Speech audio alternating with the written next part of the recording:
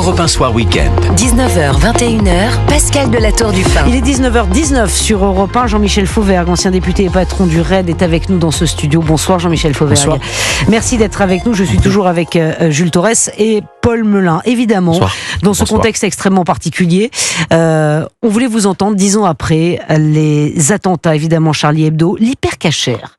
L'hypercachère, le Bataclan 2015, c'était hier et à la fois ça paraît si loin aujourd'hui. D'abord, vous avez mené donc les assauts pour l'hypercachère, pour le Bataclan. Quel souvenir vous en gardez aujourd'hui, Jean-Michel Fauvergue ? C'est deux souvenirs séparés, hein, l'hypercachère et le Bataclan. L'hypercachère, c'est un souvenir après l'assaut. On a délivré tous les otages et donc une grande fierté et une joie phénoménale de tous les opérateurs du RAID, de la BRI, tous ceux qui étaient là sur place. Le Bataclan, c'est autre chose. C'est un massacre absolu. Donc c'est quelque chose qui vous marque à vie, quoi. Voilà. Des assauts, et là, on a le sentiment que la France faisait face, à cette époque en 2015, à une violence inouïe qu'on ne connaissait pas. La France faisait face à une menace qui était à la fois une menace endogène et exogène. C'est une menace à l'intérieur de notre pays avec un terreau du terrorisme bien implanté déjà. C'est pas le seul pays, hein. Vous avez la Belgique, vous avez le Royaume-Uni aussi, vous avez l'Allemagne, etc., etc. Et un facteur exogène, c'est-à-dire ce qui se passait au Levant avec les combattants français, qui étaient les combattants français djihadistes, hein, qui combattaient au Levant, et nos armées qui combattaient là-bas et qui combattaient le terrorisme aussi sur place là-bas. Les forces de sécurité intérieure combattaient le terrorisme à l'intérieur de notre pays. Nos forces armées nous aidaient à réduire la menace des soldats, des djihadistes français à l'extérieur de notre pays. Aujourd'hui, on en est où de cette menace terroriste ? Je vais reprendre ces chiffres qui ont été donnés par le ministère de l'Intérieur. 9 attentats déjoués l'année dernière. C'est ce qu'a dit Bruno Retailleau. C'est le nombre le plus important d'attentats déjoués depuis 2017. À quoi elle ressemble aujourd'hui, la menace terroriste en France? La menace terroriste aujourd'hui, elle est essentiellement endogène, c'est-à-dire que ce sont des terroristes qui sont sur notre territoire national, qui sont quelquefois de nationalité française et qui font des attentats rapides, mais qui sont des attentats terribles en termes d'image. On se souvient de ce qui s'est passé avec nos deux professeurs assassinés, décapités et d'autres. Et donc cette menace, elle est essentiellement là, mais elle est très dangereuse. Et elle est difficile à combattre avec nos services de renseignement parce que justement, ça communique pas trop et on peut pas faire des interceptions techniques ou avoir du renseignement véritablement efficace. On l'a quand même, mais c'est difficile. Mais néanmoins, la menace exogène, la menace de l'extérieur aujourd'hui, depuis que il y a le conflit au Moyen-Orient, et depuis que nous avons aussi un terrorisme d'Asie centrale qui s'exporte par l'intermédiaire des Tchétchènes en particulier, eh bien, elle réapparaît. Les services de renseignement la craignent. Elle semble réapparaître. Il n'y a pas eu d'attentat de ce type-là, mais ils y sont vigilants. Jean-Michel Fauvergue, ancien patron du RAID sur Europe 1. Il est 19h22. Est-ce que vous pensez qu'aujourd'hui, on a tiré les enseignements de ce qui s'était passé pour l'hypercachère, pour Charlie Hebdo, pour le Bataclan ? Est-ce qu'aujourd'hui, de tels attentats pourraient se reproduire, ou est-ce qu'on est mieux armé qu'en 2015 ? En termes opérationnels, on en a tiré les conséquences. Il y a de meilleures collaborations avec les pays étrangers en termes de renseignement. Il y a de meilleures collaborations entre services. On a une gamme de législation intéressante. Donc, on a tiré les renseignements en termes opérationnels. En termes politique ou en termes le travail sur le terreau du terrorisme, sur tout ce qu'il y a avant l'acte terroriste. Il y a une loi qui a été votée, qui est la loi sur le séparatisme. Elle n'a pas été votée par tout le monde, je le rappelle. Ça m'a d'ailleurs étonné, moi. À l'époque, j'étais certes ancien policier, mais j'étais aussi député. Ouais.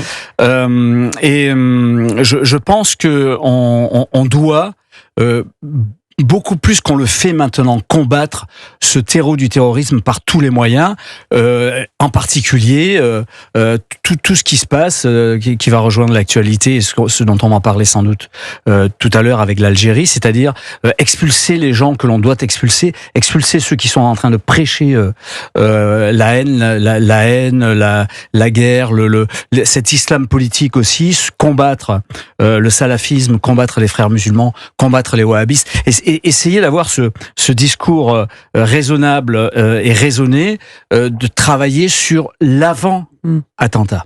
Mais Jean-Michel Fauvergue, vous parliez de l'Algérie, c'est très intéressant parce que c'est évidemment notre sujet ce soir, le sujet qui retient l'attention, l'humiliation de la France, ce sont les mots de Bruno Retailleau. Aller-retour express, on expulse donc un Algérien qui a tenu des propos scandaleux, des propos de haine, des propos d'appel à la haine, et l'Algérie nous la renvoie. Donc on peut expulser effectivement les personnes concernées, mais est-ce qu'on a des leviers d'action pour les contraindre à ne pas nous les renvoyer ?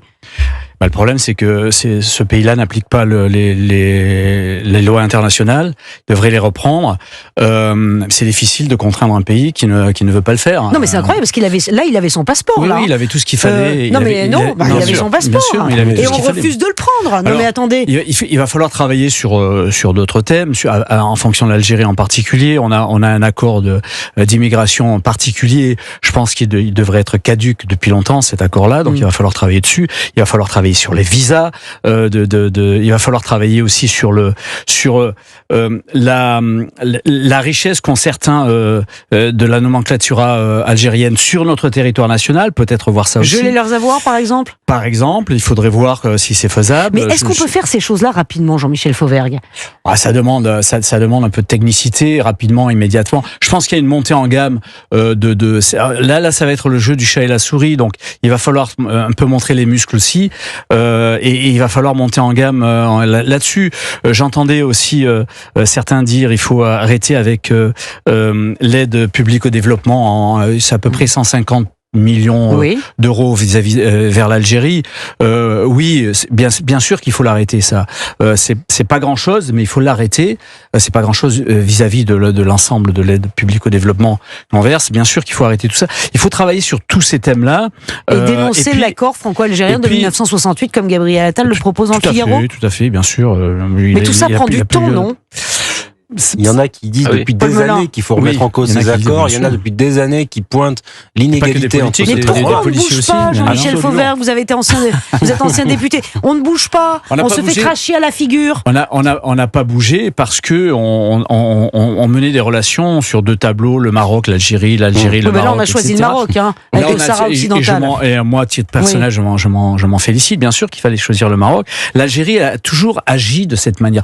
Alors, on dit l'Algérie. Et Bruno Retailleau dit l'Algérie. C'est pas l'Algérie qu'il faut dire, c'est le gouvernement. Oui, ça c'est vrai. Et le président algérien qui humilie non pas la France, mais le gouvernement et le président français. Et au passage, le ministre de l'Intérieur qui est en train de s'apercevoir que être aux manettes du pouvoir, c'est plus difficile que d'être dans l'opposition. Parce qu'il y a quelques mois de ça, il critiquait son collègue qui était ministre de l'Intérieur vertement dans ce domaine-là. Donc bon, il faut arriver maintenant à avoir des manettes. On a aussi pour les individus qu'on n'arriverait pas à expulser en Algérie. On a aussi la possibilité, certains autres pays européens l'ont fait, et dans la loi asile-immigration de l'Europe, il y a possibilité, à un certain moment, il y aura possibilité sans doute dans l'avenir, et je le souhaite, d'expulser peut-être ces gens-là dans un pays tiers, en attendant qu'ils retournent chez eux. Il va falloir jouer sur toutes ces manettes-là. Mais je voudrais dire une chose aussi, et quand Bruno Retailleau, je comprends ce qu'il dit, mais je pense qu'il a parlé de l'Algérie d'une manière générale. Je tiens à dire qu'on a une diaspora algérienne qui n'est pas des femmes et des hommes d'origine algérienne qui sont en France, qui sont pas tous ni des terroristes, ni des radicalisés. On n'a jamais dit ça, Jean-Michel Fauvergue. Vous avez raison de le préciser. J'ai pas dit que vous l'aviez dit, mais j'ai pas dit que vous l'avez dit. Vous, en tout cas, Bruno Retailleau non plus. Il a parlé de l'Algérie. Il aurait dû parler de fait, c'est l'Algérie qui renvoie l'influenceur de Oualem. Du président et du gouvernement algérien.